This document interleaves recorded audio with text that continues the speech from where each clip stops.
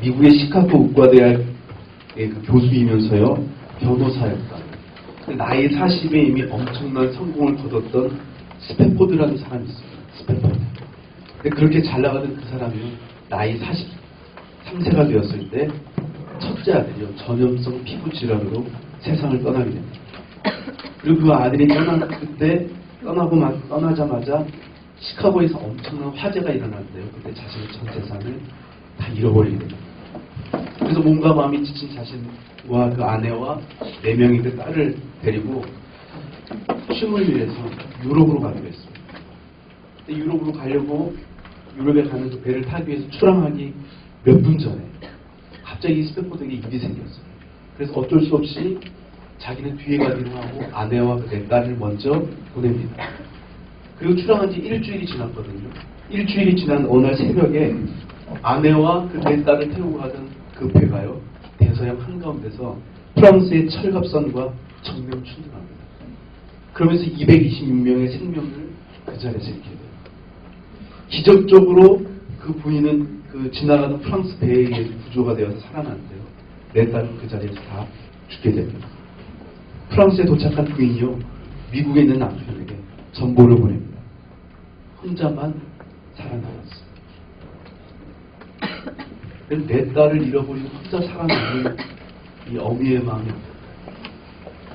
혼자 살아남았다는 그 아내의 전보를 받은 이 남편의 심정이 얼마나 절망스럽고 낙심이 되었겠습니까? 모든 것이 끝장난 것 같지 않았을까요? 만약 여러분에게 이런 상황이 주어진다면 여러분은 어떻게 반응하시겠습니까? 큰아들 전 재산을 다 잃고 그리고 사랑하는 4딸마저 다 잃어버린 그런 상황이 되었을 때 여러분이라면 어떻게 반응하시겠습니까? 이 스탠포드가요 밤새 하나님께 울부짖으며 기도합니다. 근데 그렇게 기도하는데 하나님께서 이 스탠포드 마음속에요 뭔가 모를 평안을 주십니다. 그리고 그 하나님이 주신 그 마음을 가지고 그 자리에서 시를 한 편 쓰기 시작합니다. 그 시가 어떤 시냐? 내 평생에 간 길 순탄하여 늘 잔잔한 강같은지 큰 풍파로 무섭고 어렵든지 나의 영혼은 늘 평안해. 사랑하는 아내를 살아남은 그 아내를 보기 위해서 대서양으로 가는 그 배 안에서 그 딸을 죽인 그 대서양 한복판에서 온 이 풍랑 있는 바다 한복판에서 이 시를 쓴 거예요. 내 영혼은 평안하고. 여러분 어떻게 이럴 수 있을까요? 자신의 전 재산을 잃어버리고 사랑하는 자녀들을 다 잃어버린 이런 폭풍 속에서 어떻게 내 영혼이 평안하다고 이런 말을 우리가 할 수 있을까요? 우리 촌장님 중에 한 분이 계시는데요. 이분이 재정적으로 200억을 손해보셨어요. 200억. 그것도 아주 믿었던 친구. 정말 믿었던 친구에게 200억이라는 물질을 손해보고 200억 감이 안 오시죠? 놀라지는 않아요. 여러분 연봉 1억 받은 사람이요 안 입고 안 먹고 안 쓰고 그냥 전에 적금 들고 나머지는 엄마한테 용돈 받아 쓰고 그렇게 해서 200년을 해야 돼요. 200억. 200년을 그때 모아야 돼요. 연봉 5천이면 400년. 그게 200억이라는 돈. 그런데요, 이 촌장님이요, 우울해하거나 걱정하거나 불안해하지 않아요. 오히려 기뻐요. 제가 촌장님 괜찮으시냐고. 그랬더니 뭐라고 얘기했습니까? 목사님 걱정하지 마시고. 그거 없어도 잘 산다. 그러면서 허허허 웃으세요. 그거 없어도 난 살 수 있다. 그럼 어떻게 우리가 이럴 수 있을까요? 잠도 오지 않을 것 같은 이런 상황 속에서 어떻게 웃으면서 괜찮다고 이런 말을 할 수 있어요. 오늘 본문을 기록한 사도 바울도요. 빌립보서에 보면 이렇게 이야기합니다. 빌립보서 2장 17절에서 18절에 보면 이렇게 되어 있어요. 제가 읽어드릴게요. 만일 너희 믿음의 재물과 섬김 위에 내가 나를 전제로 드릴지라도 나는 기뻐하고 너희 무리와 함께 기뻐하리니 이와 같이 너희도 기뻐하고 나와 함께 기뻐하라. 바울이 지금 이 편지를 어디서 쓰고 있냐면요, 로마의 감옥에서 쓰고 있습니다. 감옥에 갇혀서 쓰고 있는 편지에 뭐라고 얘기해요? 나는 여러분들이 믿음 안에서만 살 수 있다면 내 몸이 전제로 드려질지라도 나는 기뻐할 거라고. 여러분, 전제가 뭡니까? 내 몸을 제물로 다 각을 뜨는 거예요. 사지를 갈기갈기 다 찢기는 겁니다. 내 몸이 그렇게 찢겨나갈지라도 나는 기뻐하고 기뻐할 거라고. 여러분, 나와 함께 기뻐하자고. 우리 같이 기뻐하자고. 감옥에 갇혀서 인생의 미래가 보이지 않는, 앞이 보이지 않는 그 상황에서 내가 여러분들이 믿음 안에서만 살 수 있다면 내가 감옥에 갇혀있는 것 정도가 아니라 내 몸이 갈기갈기 찢겨져 죽어간다 할지라도 나는 기뻐할 수 있다고. 여러분, 우리 같이 기뻐하자고. 여러분, 어떻게 이런 것이 가능할까요? 어떻게 이런 삶이 가능할까요? 여러분, 이것이 인간의 의지와 노력으로 가능하다고 생각하세요? 여러분, 이것은 인간의 의지와 노력으로 절대 불가능한 겁니다. 근데 어떻게 사도 바울은, 스탠포드는, 그리고 총장님은 이런 삶을 살 수 있었을까요? 오늘 9절과 10절에 보면 이렇게 되어 있습니다. 9절과 10절에. 같이 한번 읽어봅시다.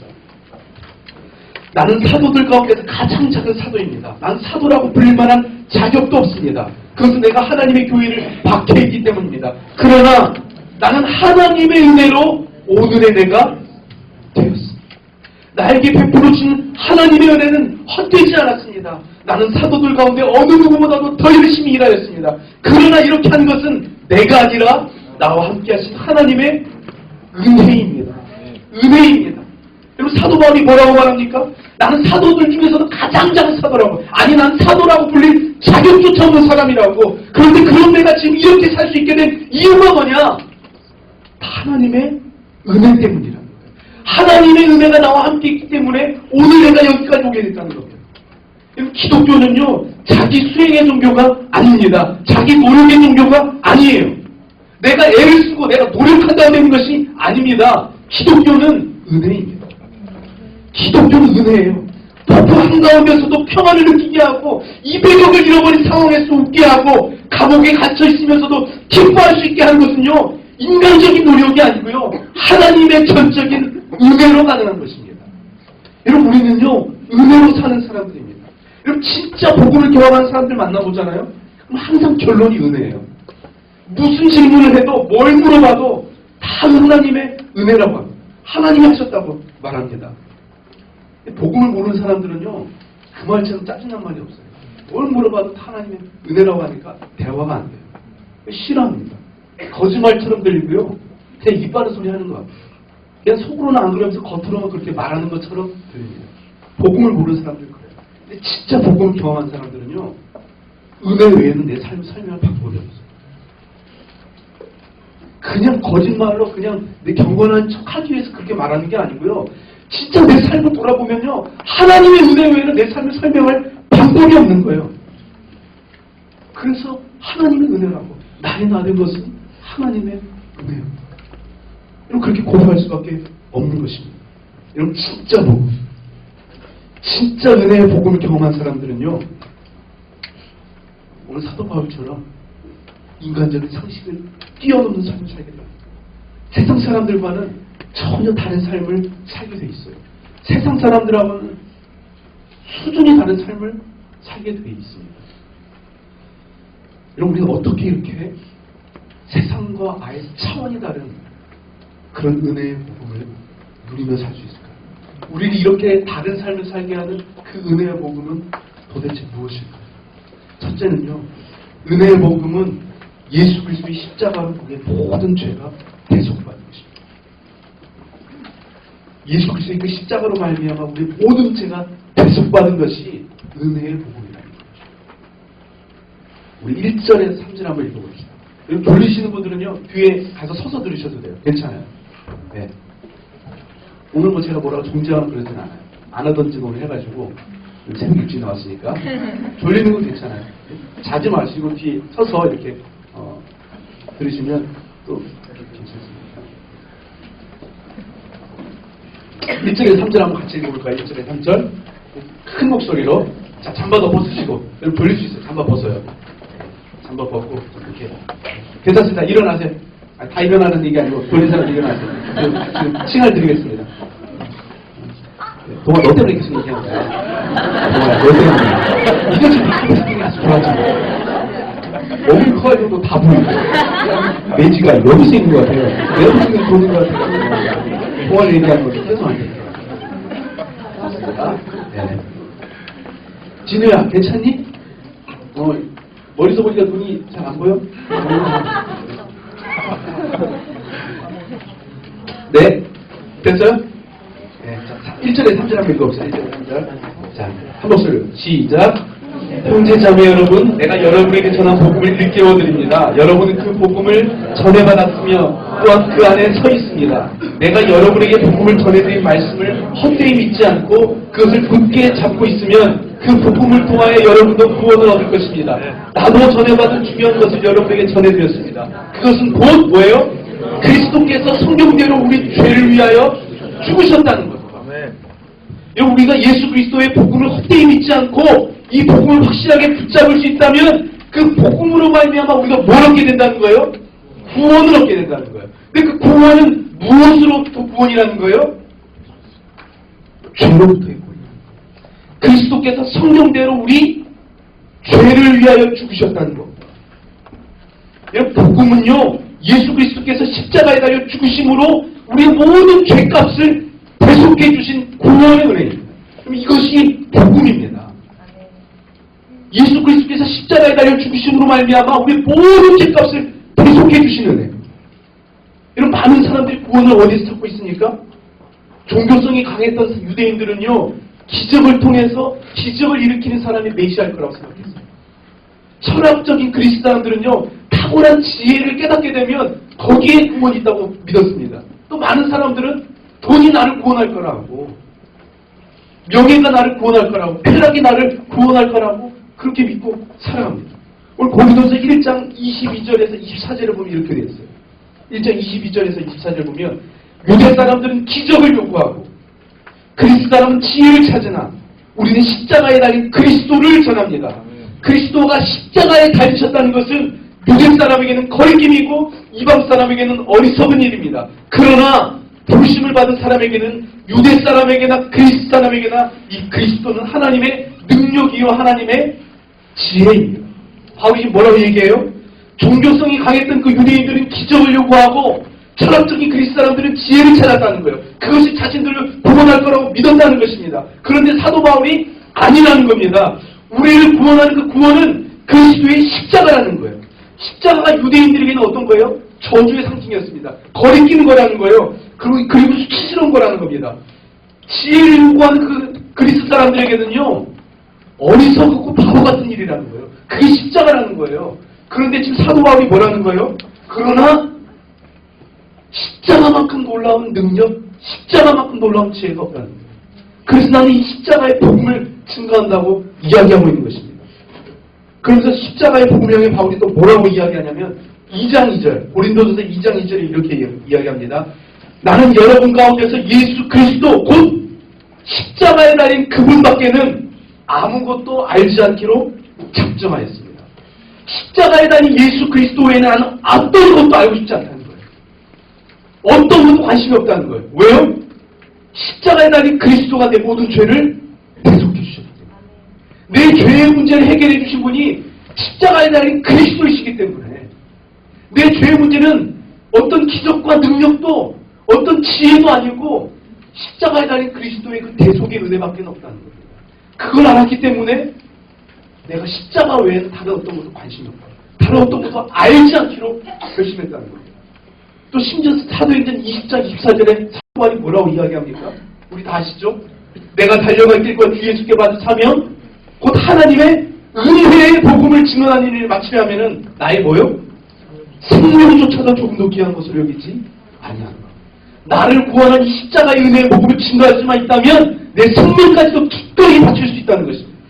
그럼 교만과 이기심으로 똘똘 뭉쳐있는 나 같은 죄인을 위해서 용서받을 수 있는 어떤 자격도 어떤 조건도 갖추고 있지 않은 나 같은 죄인을 위해서 친히 십자가에 달리신 그리스도, 그분의 그 은혜, 그분의 그 사랑을 내가 경험했기 때문에 그 은혜가 내게 너무 크기 때문에 그 십자가의 복음 외에는 내가 어떤 것도 관심이 없고 그 복음을 증거하기 위해서라면 내 생명을 조금 더 아깝게 여기지 않겠다는 것입니다. 내 생명까지도 기꺼이 내어놓을 수 있다는 것입니다. 여러분 정말 예수 그리스도의 십자가의 복음이 여러분에게도 그런 것입니까? 정말 십자가를 경험한 후에 세상 것들에 대한 관심을 끊기로 결심하셨습니까? 더 이상 알고 있지 않으셨습니까? 십자가를 위해서라면 내 생명까지도 아깝지 않게 여기고 계십니까? 아멘이세요? 네. 여러분 그런데 많은 사람들은요 이 십자가 대속의 은혜를 머리로는 알지만 마음으로는 느끼지 못하고 있어요. 왜 그런지 아세요? 왜 이 십자가의 은혜가 머리로는 알겠지만 내 마음에 와닿지 않는지 아세요?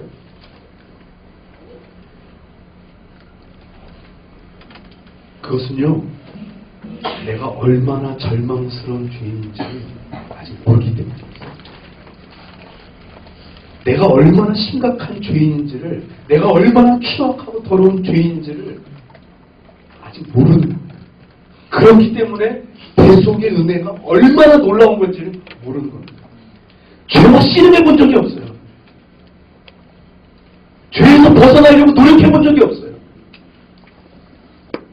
죄 때문에 내 안에 있는 이 죄성 때문에 가슴 치며 애통해 본 적이 없어요. 이 죄와 끊어지고 이 죄에서 벗어나기 위한 노력을 해본 적이 없습니다.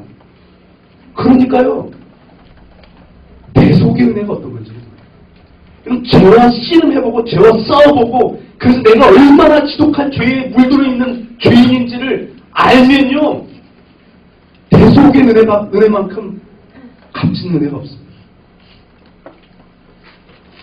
여러분 우리가요 존재적으로 죄인이라는 것은요 우리가 얼마나 죄를 많이 지었느냐보다 훨씬 더 중요해요. 다시 얘기해드릴게요. 우리의 존재가 죄인이라는 것은요 우리가 얼마나 많은 죄를 지었느냐보다 훨씬 더 중요하다는 거예요. 왜요? 열매보다 중요한 것은 나무이기 때문에.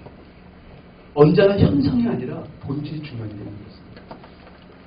현상보다 중요한 건 본질입니다. 열매보다 중요한 건 나무예요. 여러분 사과 열매보다 중요한 것은요 사과 나무입니다. 사과가 열리려고 할 때 열심히 그거 따낸다고 해서 앞으로 사과가 안 열립니까? 그렇지 않아요.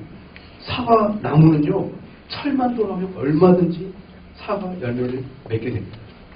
중요한 것은 얼마나 열매를 많이 따내느냐가 아니라 이 나무가 어떤 나무냐. 저희 아버님 사과 가손하신다고 제가 얘기했잖아요. 그 사과 나무를 심으면 처음에 나무 열매 맺기 전에 다 따내요. 열매를 못 맺게 처음에 몇 년간 한 5년 정도는 열매를 다 떼내요. 그래서 이게 뭔 나무인지 몰라요. 저도 처음에 뭔 나무인지 몰라서 사과 나무인데 사과가 없어요. 그냥 나무예요. 근데 5년 지나고 나서 아무리 5년 동안 열심히 사과 따내도요 5년째 되니까요 또 열매를 해요. 따내는데 또 열려요. 아무리 사과 열매를 많이 따내도 해가 지나고 철이 되면 다시 또 사과 열매가 열립니다. 왜요? 본질이 사과나무입니다. 여러분 우리가 죄인이라는 것은요 우리는 조건만 갖추면 언제든지 죄의 열매를 맺을 수 있다는 것입니다. 내가 아무리 열심히 노력해서 죄의 열매가 맺기 전에 그 죄의 열매를 따냈기 때문에 죄의 열매가 작아 보이고 없어 보인다고 해서 내가 죄의 나무가 아닌 것이 아니라는 것입니다. 여러분 모태신앙인들이 왜 죄가 잘 안 와닿는지 이해되시죠? 모태신앙인들은요 죄가 좀 열매가 맺으려고 하면 엄마가 다 따버렸어요. 애초에 싹이잖아요. 그래서 열매가 좀 크게 좀 열려봐야 아 얘가 진짜 죄구나 이걸 아는데 죄 꽃만 피면 엄마들이 막 따내고 막 중고 오신다고 하고 막 호적에서 파낸다고 하고 이거 죄를 지을 수가 없어요. 요것만이 잘못했다가 막 쫓겨나고 막 호적판 얘기 나오고 하니까 뭐 어떻게 죄를 지어요? 지어도 몰래 짓고 그러지. 그러니까요 죄를 쓸어가면 솔직히 모태신앙들은 뭐 쓸 게 없어요. 별로 개식이 욕했던 거 뭐 몇 개 없어요. 쓰라고 하면 그러니까 어떤 현상이 일어나냐면 내가 죄의 나무였다는 걸 착각하는 거예요. 열매를 보지 못하다 보니까 내가 죄의 나무라는 걸 잊어버리는 거예요. 착각하는 거예요. 그래서 뭐냐면 내가 죄인이 아니라는 생각을 해요. 죄인은 잘 못 느끼고 감이 없어요. 우리처럼 뭐 자유로운 영혼들은 막 죄의 열매 주렁주렁 하잖아요. 그거 받은 이후에도 여전히 크잖아요. 우리는 막 매년 거듭거듭 열고 있잖아요. 죄의 열매가. 그러니까 우리는 뭐 말하지 않아도 알아요. 내가 죄인이라는 걸. 근데 이 모태신앙들은 힘든 거예요. 지은 죄가 없는데 자꾸 죄인이라고 하니까 감이 안 와요. 여러분 열매보다 중요한 건 뭔지 상황과 조건만 주어지면요 우리는 얼마든지 죄 열매를 맺을 수 있습니다. 질문해볼게요. 늦은 밤 아무도 보는 사람이 없어요. 낮잠도 많이 자가지고 잠도 안 자요. 그때 설교 영상과 19금 영상 있을 때 여러분 뭐 보세요? 설교 영상 한 편과 19금 영상 한 편 있으면 여러분 뭐 보세요? 내가 지금 거짓말 한마디만 하면 내 인생의 그 진로가 결정되는 결정적인 사람 아무도 몰라요. 그 사람과 나만 알아요. 내가 그냥 모른 체 한 번만 하면 내 인생의 진로가 신분이 바뀔 수 있어요. 그때 그렇다면 그런 기회가 오면 여러분 어떻게 하세요? 상대평가로 졸업시험장에서 시험 보는데 다른 친구들은 다 커닝 페이퍼를 돌려보고 있어요. 근데 그 커닝 페이퍼가 나한테도 왔어요. 내가 정직하게 커닝 페이퍼를 보지 않으면 나는 어쩔 수 없이 상대평가이기 때문에 졸업이 연장돼야 돼요. 그때는 어떻게 하시겠어요? 여러분 우리는 겉으로 보여지는 것과 상관없이 다 죄인입니다. 그래서 예수님께서 산상수훈에 뭐라고 얘기해요? 야 겉으로 보이는 죄의 열매가 아니라 네 속을 보라고. 네 속에 보면 네 안에 얼마나 죄의 뿌리들이 많은지 보게 될 거예요. 우리가 어떤 이 죄의 열매를 맺었느냐가 더 중요한 거는 우리 존재가 죄인이라는 거예요. 이 내가 죄인이라는 거에 심각성을 알아야 내 속의 은혜가 얼마나 큰 은혜인지 우리가 알 수 있게 되는 것입니다. 저는 오늘 성령님께서 여러분에게 여러분이 얼마나 추악한 죄인인지 얼마나 큰 죄성을 가지고 있는 죄인인지를 철저히 깨닫고 하나님 앞에 정말 확실하게 깨지고 무너지게 되는 죄인을 축복합니다. 왜냐하면 그래야 대속이 여러분에게 은혜가 될 수 있기 때문입니다. 예수 십자가의 복음은요 우리 모든 죄를 대속해 주신 은혜의 복음입니다.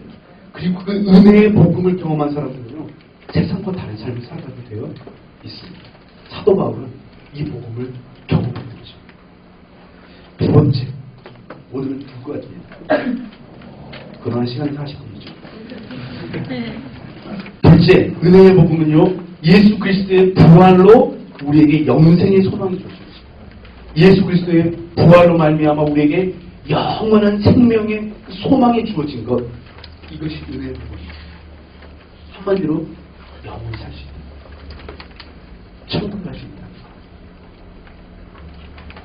이 소망이 복음이라는 거. 4절에서 8절 한번 읽어보세요. 4절에서 8절. 자, 또 한번 위기가 왔어요. 네, 두 번째 위기입니다. 나가도 괜찮아. 일어나서 졸리신 분들 4절에서 8절 한번 읽어보겠습니다. 한 목소리로. 시작. 무덤에 묻히셨다는 것과 성경대로 사흘날에 살아나셨다는 것과 나타나셨다고 하는 것입니다. 그 후에 그리스도께서 한 번에 500명이 넘는 형제 자매들에게 나타나셨는데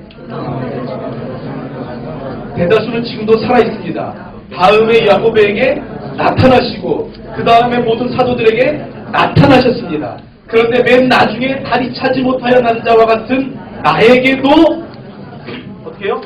나타나셨습니다. 여러분 지금 뭘 말하고 있어요? 예수 그리스도께서 십자가에서 달려 죽으시고 무덤에 묻히셨다가 사흘 만에 어떻게 해요? 다시 살아나셨다는 겁니다. 그리고 베드로와 12제자와 500명을 넘는 그 형제들에게 어떻게 해요? 나타나셨대요. 반복해서 나타나셨다는 것입니다. 뭐예요? 예수 그리스도의 부활이 역사적인 사실이라는 거예요. 부활이 사실이라는 겁니다. 예수님이 다시 사신 것이 사실이라는 거예요. 신화가 아니라는 겁니다. 특별히 오늘 여기 마지막에 보면 8절에 보면 뭐래? 다리 차지 못하여 난자와 같은 나에게. 이렇게 돼 있어요. 저는 이 말씀, 이 구절인데 가슴이 찡하더라고요. 나같이 아무것도 아닌 사람에게까지. 나같이 아무것도 아닌 사람에게까지 부활하신 주님께서 찾아와 주셨다는 거예요. 그래서 나도 부활하신 그 주님을 어떻게 해요? 만났다는 겁니다. 자격 없는 내게 부활하신 주님께서 찾아와 만나 주셨다는 거예요. 여러분, 부활하신 주님이 찾아와서 나를 만나 주셨다는 게 어떤 의미예요? 무슨 의미예요? 19절에서 20절에 보면 이렇게 되어 있습니다. 19절에서 20절. 그리스도 안에서 우리가 받은 것은 바라는 것이 이 세상에만 해당된 것이라면 우린 모두 모든 사람 가운데서 가장 불쌍한 사람일 것입니다. 그러나 이제 그리스도께서 죽은 사람들 가운데서 살아나셔서 뭐예요? 잠든 사람들의 첫 열매가 되셨습니다. 예수 그리스도께서 죽은 사람들 가운데서 살아나셔서 부활의 첫 열매가 되셨다는 거예요. 죄의 열매였던 우리가 이제 죄의 열매를 맺어서 계속해서 맺어가는 우리가 부활하신 주님 안에서 어떻게 돼요? 부활의 첫 열매 되신 주님으로 말미암아 그 부활하신 주님 안에서 우리도 이제 어떻게 됐다는 거예요? 부활의 열매를 맺게 된다는 거예요. 우리도 다시 부활하게 된다는 것입니다. 지금 사도 바울이 그 얘기하는 거예요. 여러분 이 땅에서의 삶이 전부라면 십자가를 믿는 우리는 이 세상에서 가장 불쌍한 사람들입니다. 그러나 이 땅에서의 삶이 끝이 아니기 때문에 부활의 소망이 있기 때문에 우리가 결국 이 땅에 얽매여 있는 삶을 살지 않고 죽음 앞에서도 평안할 수 있고 전 재산을 잃었어도 기뻐할 수 있고 감옥에서도 기뻐할 수 있다는 것입니다. 이 부활에 대한 소망이 우리로 하여금 세상과 다른 삶을 살게 한다는 겁니다. 영원한 영생에 대한 부활에 대한 그 소망이 있기 때문에 이 땅이 전부가 아니라는 걸 알기 때문에 그렇기 때문에 마치 이 땅이 전부인 것처럼 여기고 살아가는 세상 사람들과 다른 삶을 살아갈 수 있다는 거예요. 우리가 선교 가서 고생하죠. 선교 가서 고생하셨습니까? 근데 그 고생하면서도 애들이 다 기뻐합니다. 기쁘게 사역해요. 가보니까 다 그랬어요. 물론 예전에 몇 명은 막 티켓 달라고 집에 가고 싶다고 막 그런 애들 몇 명 있었는데 근데 그런 애들은 주님이 또 해외 성사를 보내더라고요. 한자 이런 데 보내주시고 조심하세요. 그런 몇 명 외에는 다 막 정말 기쁨으로 사역해요. 근데 우리가 성격이 좋아서 그렇게 기쁘게 사역한 거죠. 우리가 인내심이 좋아서 그렇게 기뻐서 사역한 거죠. 그럼 아니라는 거 아시죠?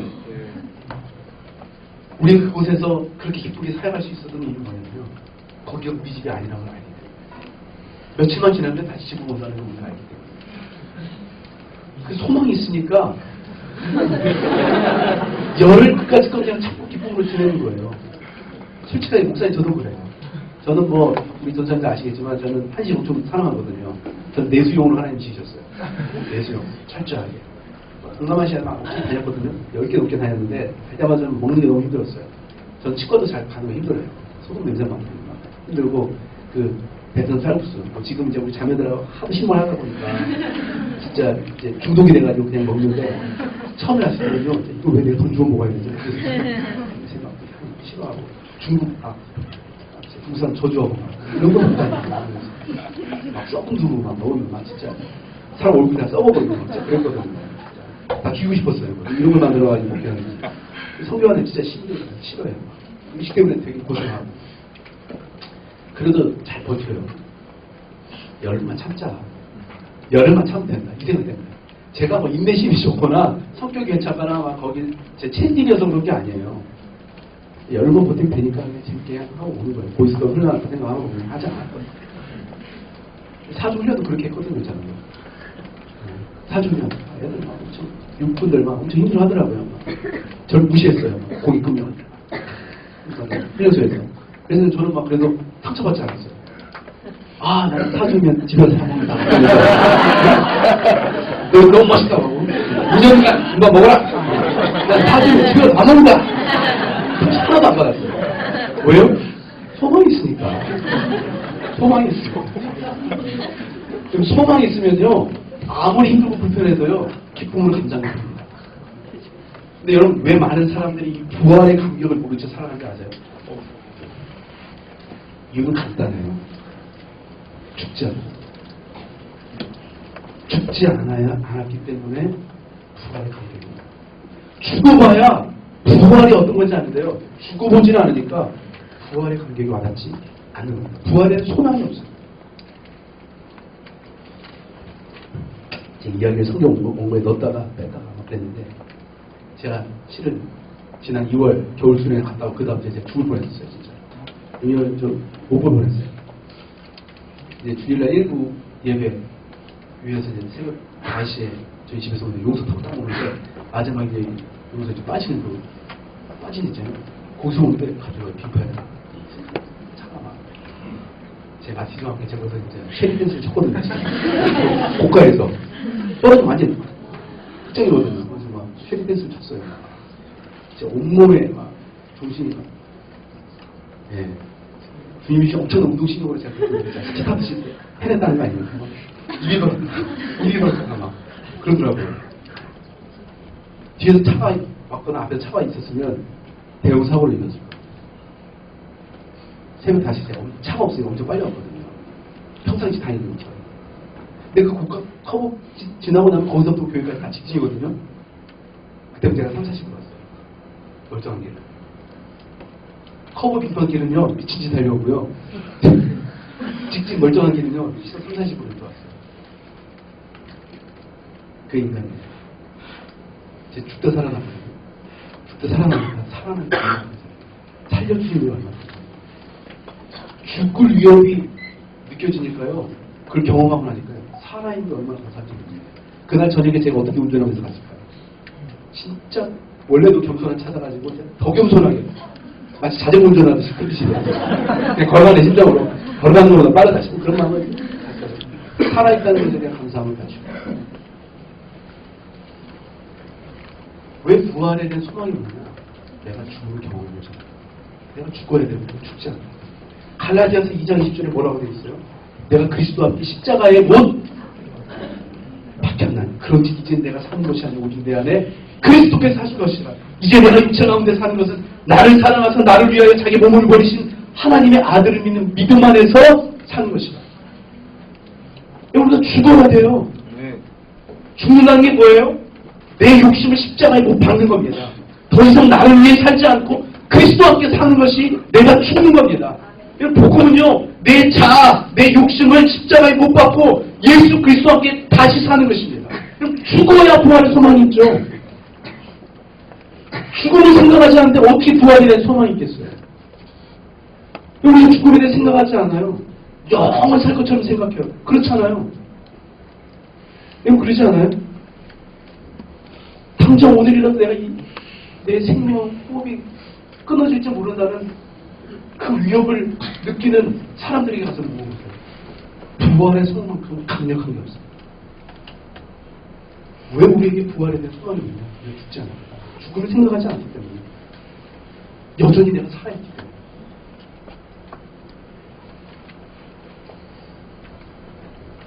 바꿔서 이야기하면요, 진짜 부활하신 주님을 만나고 부활의 소망을 붙들고 사는 사람들은요,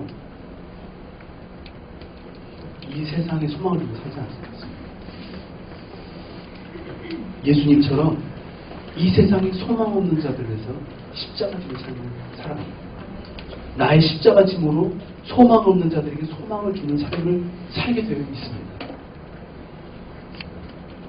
그것이 부활의 소망을 가지고 살아가는 사람들의 모습입니다. 세상 사람들과는 마치 이 땅이 전부인 것처럼 여기고 살아가는 사람들하고는 차원이 다른 삶을 살아가게 되어 있습니다. 지난주에 한 권사님하고 식사를 했는데요. 이분이 남편분 이야기를 하는데 너무 은혜와 도전을 받았어요. 이분이 경제적으로 엄청난 위기를 겪었어요. 그래서 오늘 너무 힘들었다고 하면서. 근데 남편분이 삼성에서 임원만 10원을 하셔서 임원만. 너무 대단하신 분이시죠. 근데 이제 은퇴하시고 경제적으로 좀 어려움이 찾아왔습니다. 그래도 이제 이분이 남편분이 경제적인 것에 대한 이렇게 하신 분이 아니라 괜찮은 그런 분이 아니십니다.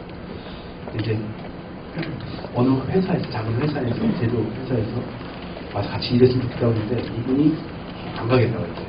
근데 이 권사님이 집사님한테 그냥 가서 도와주라고, 섬기는 마음으로 가서 도와주라. 그래서 가봐요. 회사 가면 진짜 아무것도 없어요.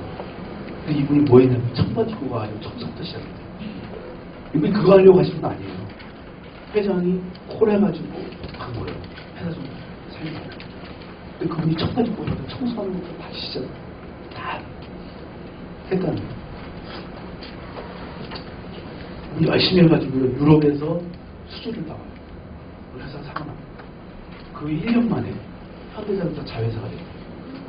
이게 쉽지 않은 회사 일이래요, 이런 일이. 근데 1년도 안 되는데 유럽에서 수주를 나오고 현대자동차 자회사가 되고 지금 물량이 감당이 안 될 정도로 그렇게 회사가 돼요. 그 회장이 이 집사람이 그렇게 좋아한다. 감사해요. 그래서 회의할 때도 회장이 전화를 끄시라고 이렇게 얘기할 정도로 회장님한테 그렇게 할 정도로 생각을 하고 있다는 거예요. 그만큼 회사에서 엄청난 영향력과 힘을 가지고 있는 거죠. 그래서 지금 회장님도 이분 때문에 첫번 입고 다니고 근데 이분이 회사에서 뭐 하냐면요, 공장 회사 안에 외국인 근로자들도 많이 있다는 거예요. 그 외국인 근로자들 위해서요 케이크 사가지고 직접 선물 사가지고 생일 축하해줘요. 제가 그 얘기는 너무 감동했어요. 갔더니 직원들이 쉴 수 있는 휴게실 하나 없대요. 휴게실도 안 돼요. 우리 자매들이 옷 갈아입을 탈의실이 없어가지고 탈의실 만들어줘요. 지난 여름에 얼마나 더웠습니까? 에어컨이 없더라고요. 그래서 자기가 일 잘 해오고 하니까 2천만 원 보너스 줬는데요. 이걸로 공장에 에어컨 놔달라고 해서 나 이거 안 줘. 공장에 에어컨 놔달라고. 그랬더니 그렇게 직원들에게 돈 안 쓰면 회장님 회사 돈으로 하겠다고. 그래서 권사님이 2천만 원 가지고 집사님한테 이거 직원들 복지에서 썼으면 좋겠다. 2천만 원 직원들 복지에서 쓰겠다.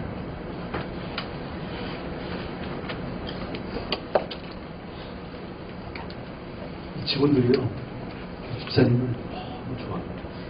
집사님이 오고 나서 회사 완전히 바뀌었다. 이것이 부활의 소망을 가진 사람들의 삶이라는 것은 아닙니다.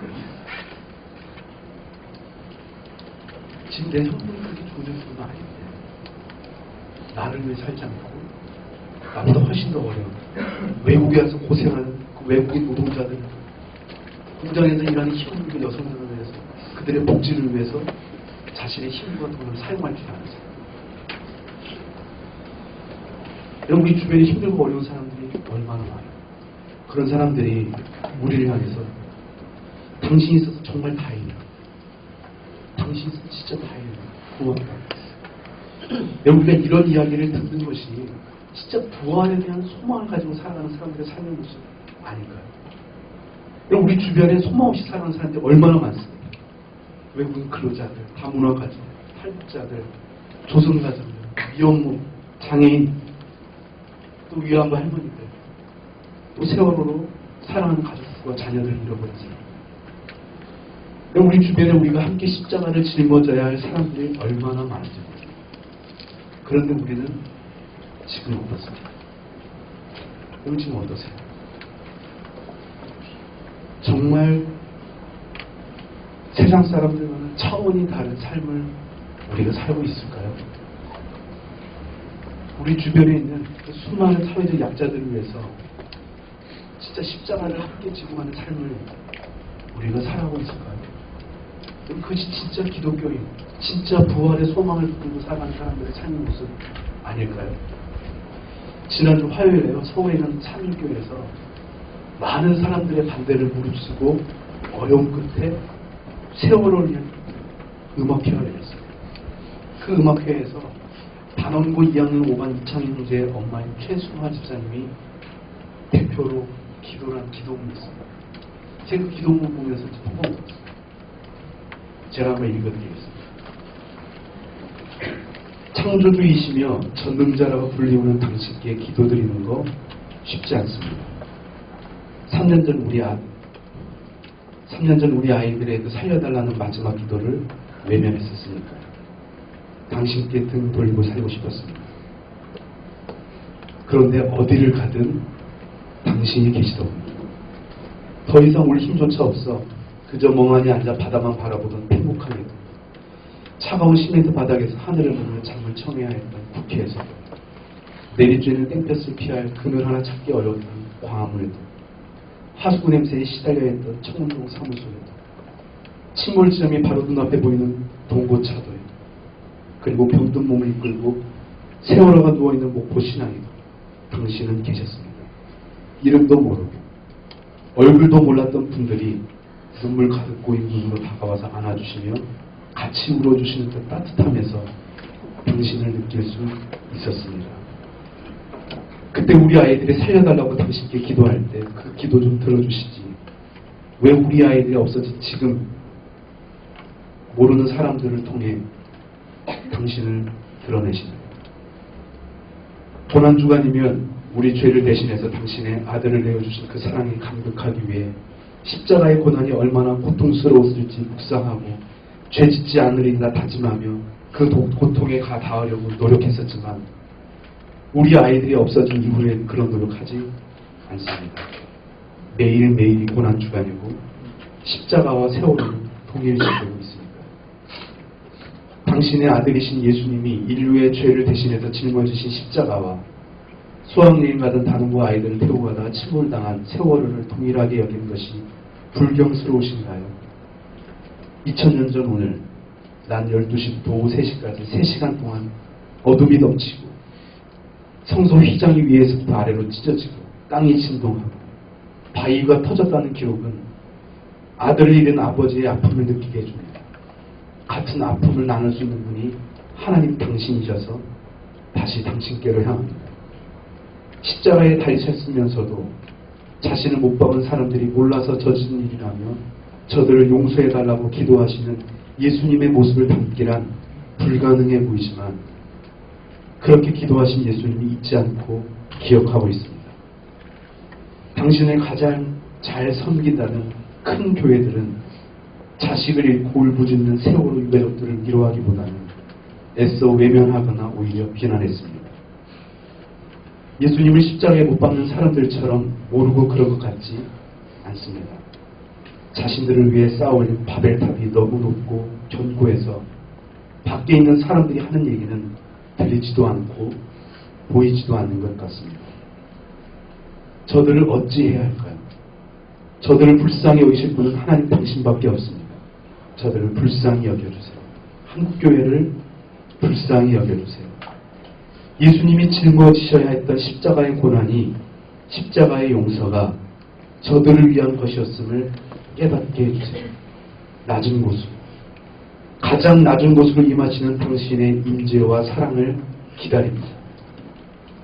행복항에서, 국회에서, 광화문에서, 청운동 사무소에서, 동고차도에서, 목포신항에서 만났던 당신을 닮은 사람들이 오늘 이곳에 가득합니다. 부디 이들에게 청결한 마음을 주셔서 당신을 보게 하시고 세미한 당신의 음성이 들려지게 하옵소서. 여러분 이 기도를 들으시고 지금 무엇이 느껴지십니까?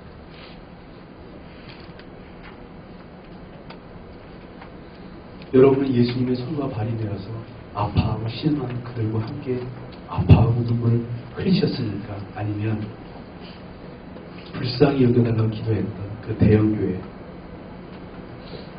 들려지지도 않고 보이지도 않는 그 성에 갇혀서 자기만의 성을 쌓고 살아가는 그 사람들로 살아가고 있습니다. 예수 그리스도와 함께 부활하게 된 그 소망을 가지고 이 땅에 소망 없는 자들을 기꺼이 십자가를 지고 살아가는 삶, 그리고 그것이 예수 그리스도의 십자가와 부활의 복음, 은혜의 복음을 아는 사람들이 살아야 할 삶의 모습이 아닐까요? 여러분 정말 이 복음의 은혜를 경험하셨습니까? 기도하겠습니다.